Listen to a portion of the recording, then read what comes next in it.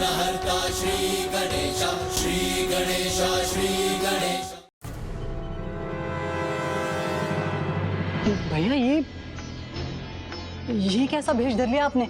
मैंने तुमसे कहा था ना, तुम्हारे विवाह के पश्चात मैं वो कार्य करूंगा जिससे मुझे प्रसन्नता मिलती है। मुझे इसी में आनंद मिलता है। मैं संन्यास ग्रहण करना चाहता हूँ।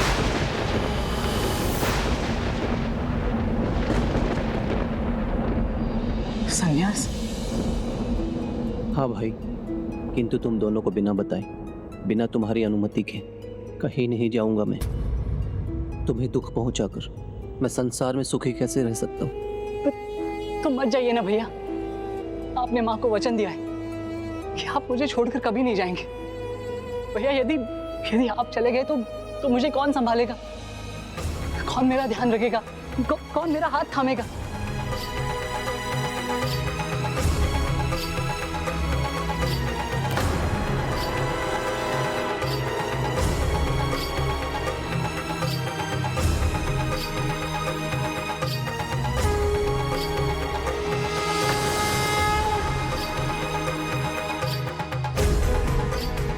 जिस प्रकार बिना सुगंध के पुष्प अपूर्ण, उसी प्रकार बिना अर्धांगिनी के गृहस्थ जीवन अपूर्ण।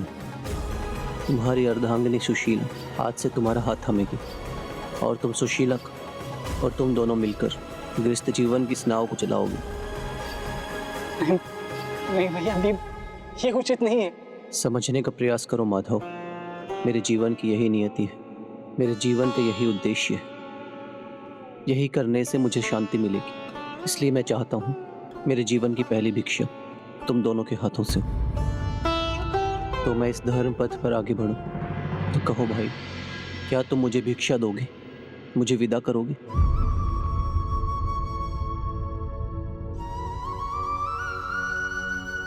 आज माता जीवित होती तो प्रथम भिक्षा मैं उन्हीं से लेता।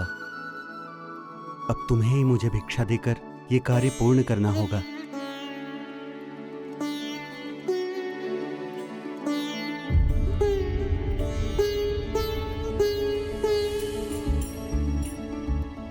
मैं आपके जीवन के उद्देश्य में बाधा नहीं बनूंगा।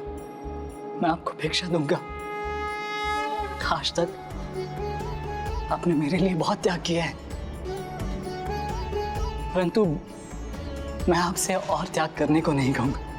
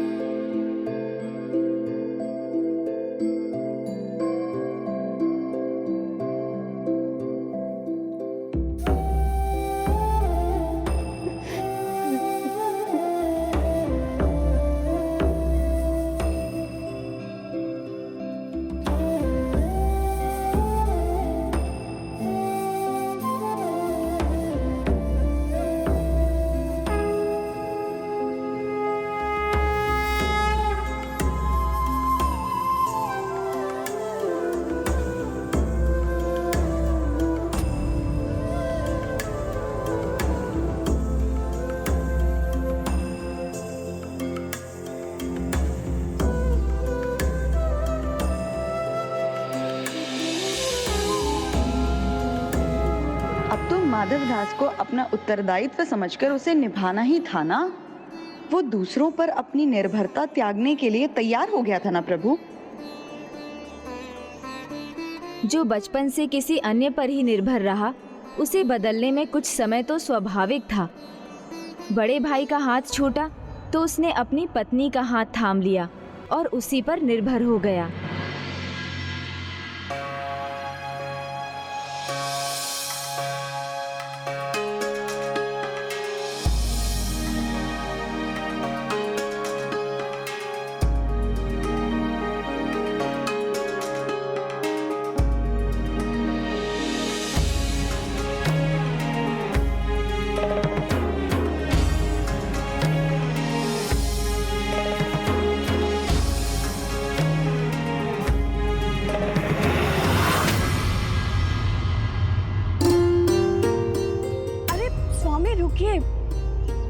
आप बड़े हो गए हैं लेकिन आपका बालकपन नहीं गया।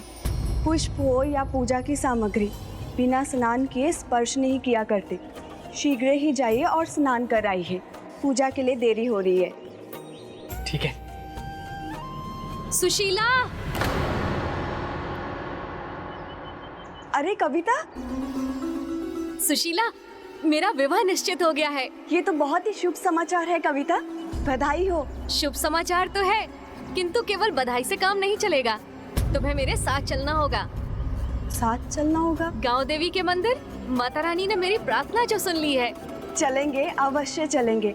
बस स्वामी को स्नान कर निकल आने दो, उनको बताकर ही जाएंगे। अरे पास में ही तो है मंदिर, बस जाएंगे और आ जाएंगे। चलो ना। किंतु स्वामी। चलो ना। अरे कविता। सुशीला, सुशीला, सुशीला।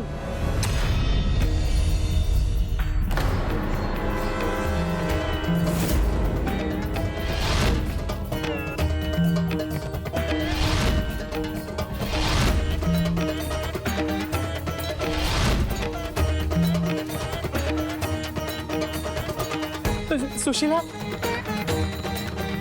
सुशीला, कहाँ चली गई वो?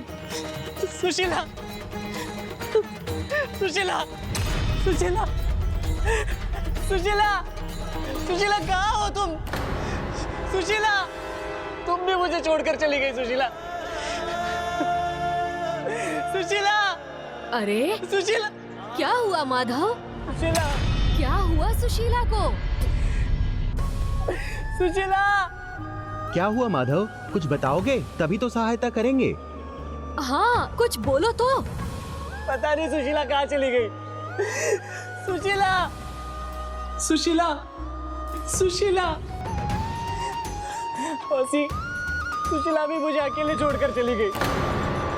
सुशीला, सुशीला। कहाँ गई हूँ मैं? यही तो हूँ।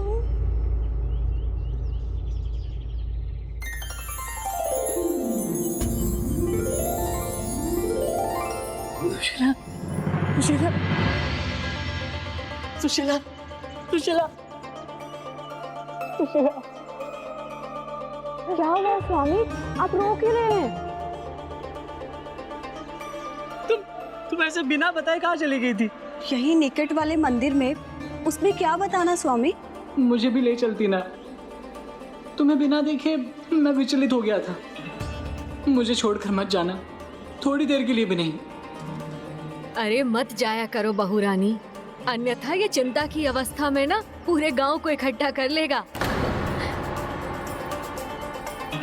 अरे सब ठीक है, जाओ सब अपने अपने घर।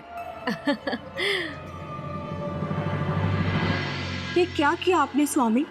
तनिक मंदिर क्या चलेगी? आपने तो आस पड़ोस वालों को एकत्र कर लिया।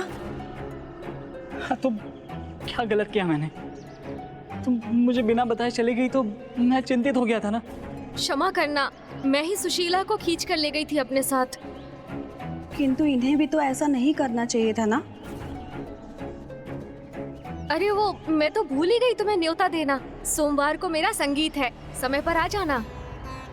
और मैं, मुझे न्योता नहीं है। स्त्रियों के संगीत में पुरुषों का भला क्या काम?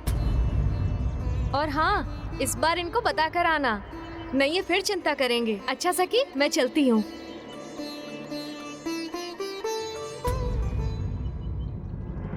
मैं सुशीला को कैसे अकेले जाने दूंगा?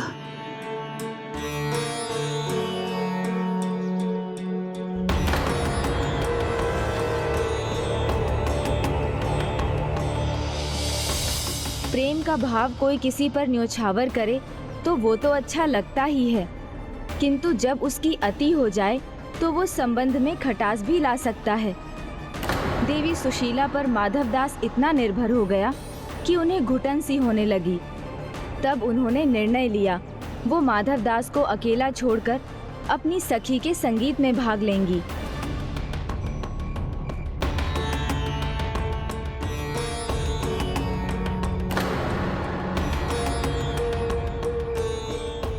ऐसी ये कौन सी परंपरा है संगीत की जो एक पति को अपने पत्नी से अलग कर दे?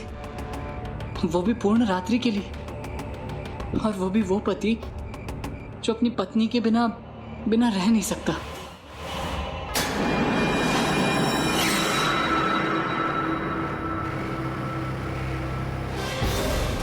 भाग कहाँ रहे हो? रुको दुष्ट!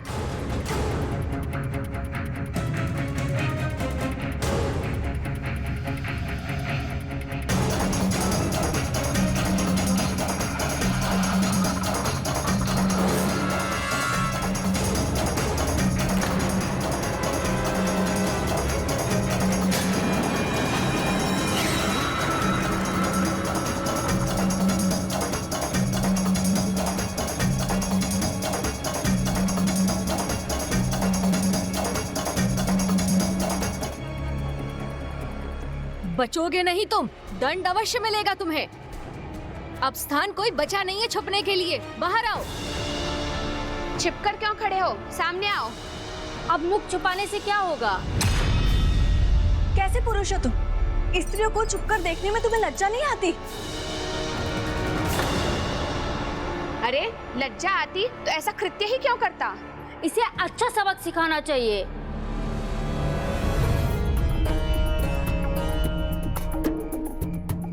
अरे इसके लिए तो मैं और मेरा दंड ही पर्याप्त है। एक टिकेगा ना, सीधा हो जाएगा। अब क्या करूं मैं? अपमान तो होगा ही, चोट और सहनी होगी।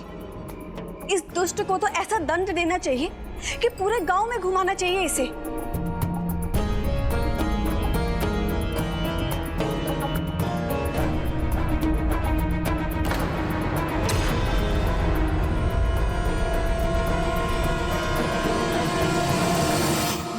माधव,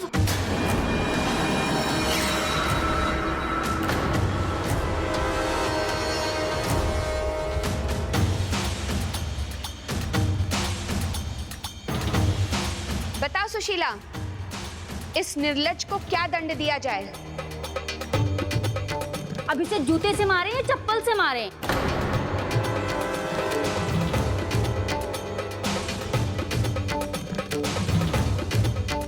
मेरे पति ऐसे ना हो बस।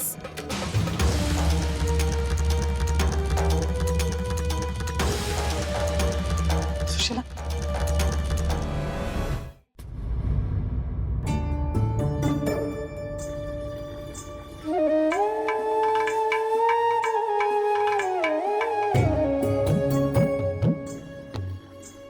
मुझे क्षमा कर दो सुशीला, मैं बहुत लज्जित हूं।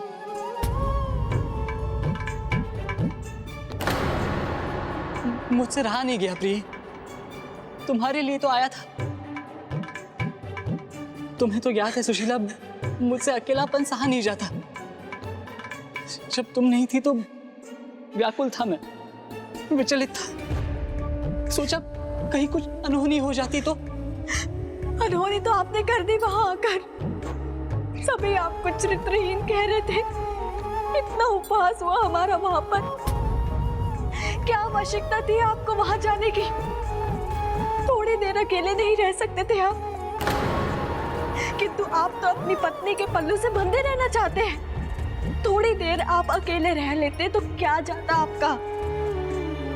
तुम्हें तो याद है सुशीला, जब तुम नहीं होती तो मैं व्याकुल हो जाता हूँ। भय लगता है मुझे, यदि तुम्हें कुछ हो गया तो मैं क्या करूंगा? और स्त्रियां थी ना वहां, हम अकेले तो नहीं थे ना वहां पर। क्या उनके पति उनसे प्रेम नहीं करते, उनकी चिंता नहीं करते? तो क्या उनके पति भी वहां संगीत में आ जाते? संभव है उनके जीवन में प्रेम करने को उनके पत्नियों के सिवा कोई और भी है, किंतु मेरे लिए तो बस तुम ही हो। जिनसे भी प्रेम किया मैंने, सभी मुझसे दूर चले गए ना। पहले पिताजी, फिर माँ, फिर देखते देखते भैया भी चले गए। जिनका भी हाथ थामा मैंने, सब मुझसे दूर चले गए, सब मुझे छोड़कर चले गए। इसलिए पल पल बस इसी भय में जीता रहता हूँ कि यदि तुम भी चली जाओ या तुम्हें भी कुछ हो जाए तो मैं क्या करूंगा? किसका हाथ थामूंगा मैं? ये जीवन का सत्य है। कभी ना कभी सभी जाते हैं, और वो दिन भी आएगा जब हमारा साथ छूट जाएगा।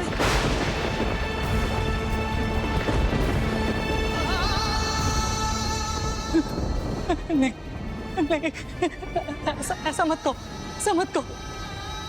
सत्य कहो, अन्यथा मत कहो। ये सत्य अटल है और सत्य उजागर होकर ही रहता है। जिस किसी ने भी इस धरती पर जन्म लिया है उसकी मृत्यु निश्चित है। इसीलिए तो इस धरती को मृत्यु लोक भी कहते हैं। तो फिर किसका हाथ थामूं मैं, जिनके जाने की पीड़ा ना सहनी हो? उनका जो आदि है और अनंत भी। कौन है वो?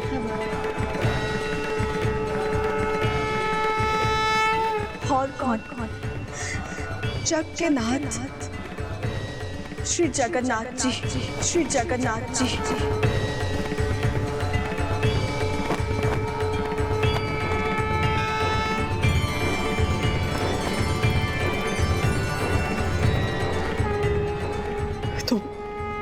तो यदि मैं उनका हाथ थामूंगा तो वो मुझे छोड़कर नहीं जाएंगे? हाँ, भगवान श्री जगन्नाथ की शरण में जो कोई भी जाता है प्रभु उसका साथ कभी नहीं छोड़ते। तो इतना बता दो कि वो कहाँ मिलेंगे मुझे? ये तो सर्वज्ञात है, किंतु फिर भी बताती हूँ। वो इस संसार के प्रत्येक स्थान में है, किंतु उनके साक्षात दर्शन चाहिए तो आपको कलिंग प्रदेश के जगन्नाथपुरी क्षेत्र में जाना होगा।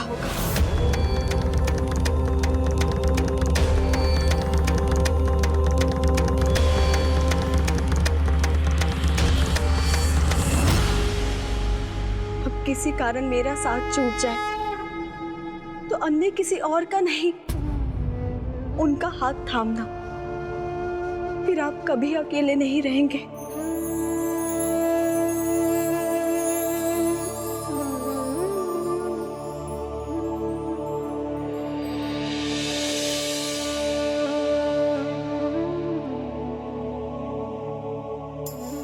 इस घटना से माधव दास को जीवन का गूढ़ सत्य समझ में आया, जो उसे उसकी पत्नी ने बताया था। वो सत्य जो कभी झुठलाया नहीं जा सकता, और कदाचित उसके जीवन का यही उद्देश्य था, क्योंकि उसके कुछ ही समय बाद उसकी भी मृत्यु हो गई और माधव फिर अकेला था। किंतु इस बार वो तनिक तैयार था।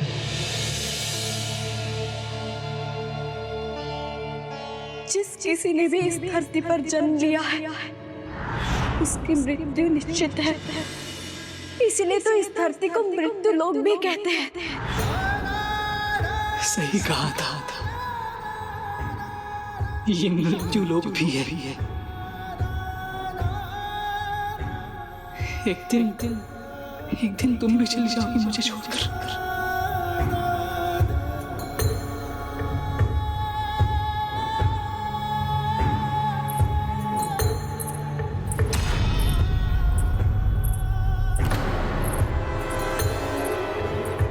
नहीं, वो तो जा चुकी है।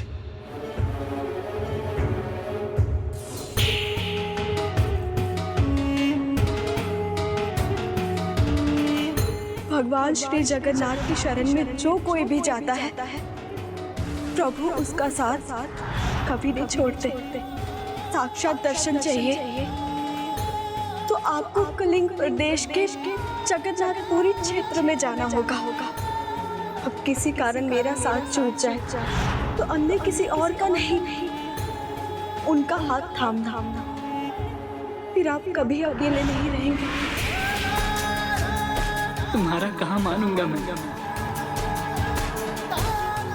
तुम्हारा कहाँ मानूंगा।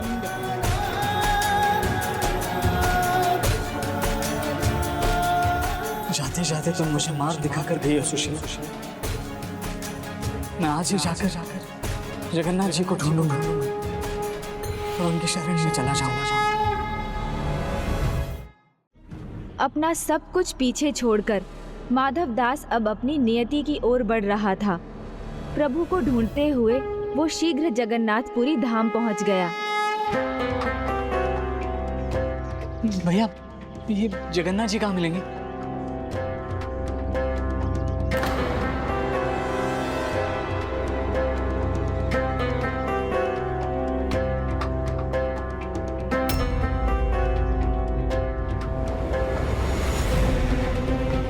भैया ये जगन्नाथ जी कहाँ है? जगन्नाथपुरी में तुम्हें ये नहीं मालूम कि जगन्नाथ जी कहाँ मिलेंगे? तो व्यर्थ है तुम्हारा यहाँ होना।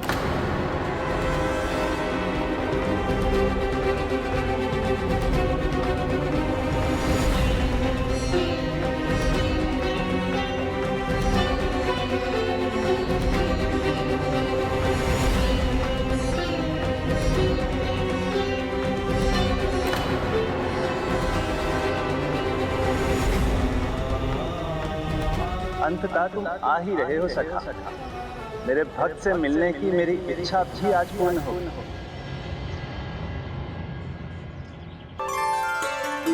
भगवान और भक्त का संबंध बड़ा अनूठा होता है। जब भक्त भगवान से मिलने के लिए तत्पर होता है तो भगवान के मन में भी एक ही विचार होता है, अपने भक्त को दर्शन देने का।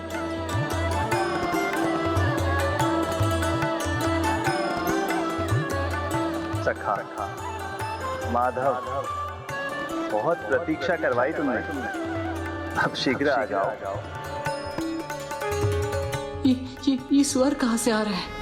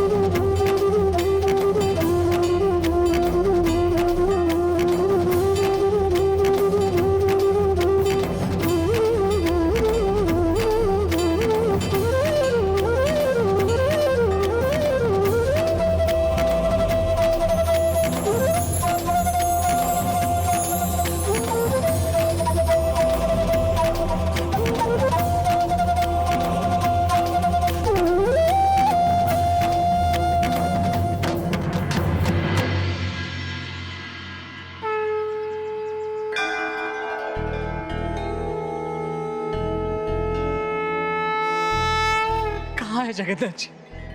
कहाँ है? कोई दर्शन करवा दो मुझे, कोई उनके दर्शन करवा दो, कोई भेंट करवा दो उनसे मेरी। मुझे उनका हाथ थामना है। जगन्नाथ जी, जगन्नाथ जी। आओ, मैं तुम्हें जगन्नाथ जी के दर्शन करवाता हूँ। मेरे साथ आओ।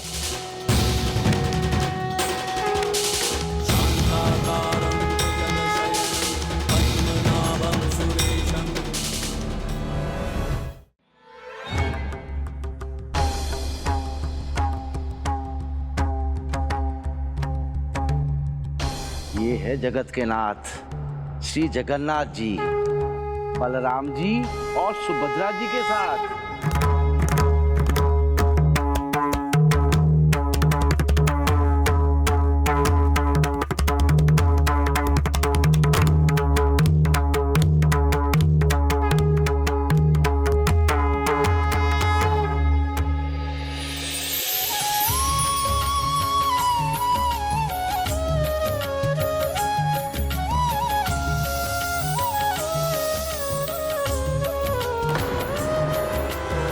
भगवान श्री जगन्नाथ की शरण में जो कोई भी जाता है, प्रभु उसका साथ कभी नहीं छोड़ते।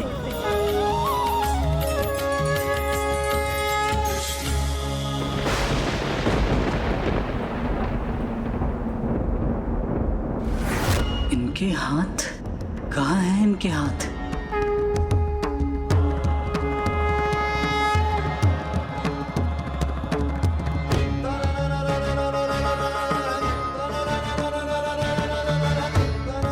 आपको विश्वास है ना? यही जगन्नाथ जी। हाँ, यही है जगत के नाथ श्रीपति जगन्नाथ प्रभु।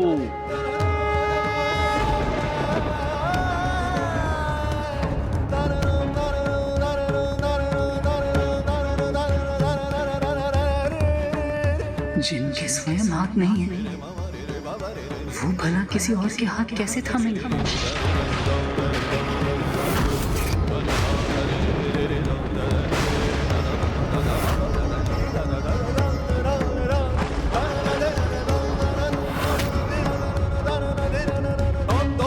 ये मेरा हाथ कैसे थामेंगे?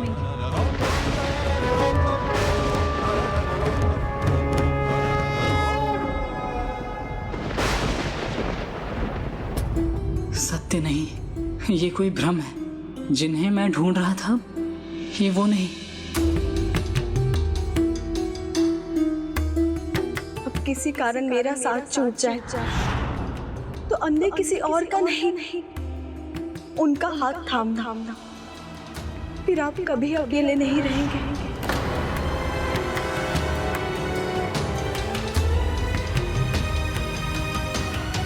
ये जगन्नाथ जी नहीं हो सकते। ये जगन्नाथ जी नहीं हो सकते।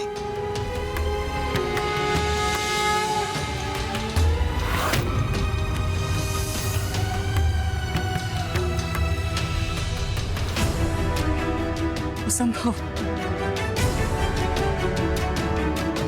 प्रभु, इसे क्षमा कीजिए। इसे नहीं मालूम ये क्या कह रहा है।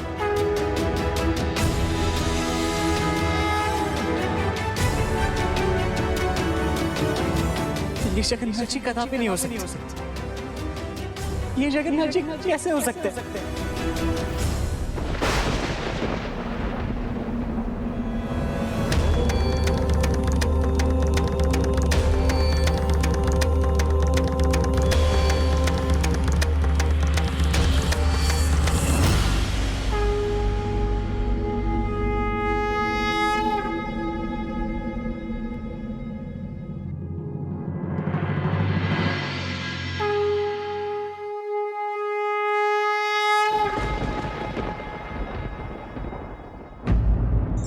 परमात्मा ने नेत्र दिए हैं संसार देखने के लिए, किंतु स्वयं उनके वास्तविक दर्शन आंख मूंद कर अंतर आत्मा से ही संभव है।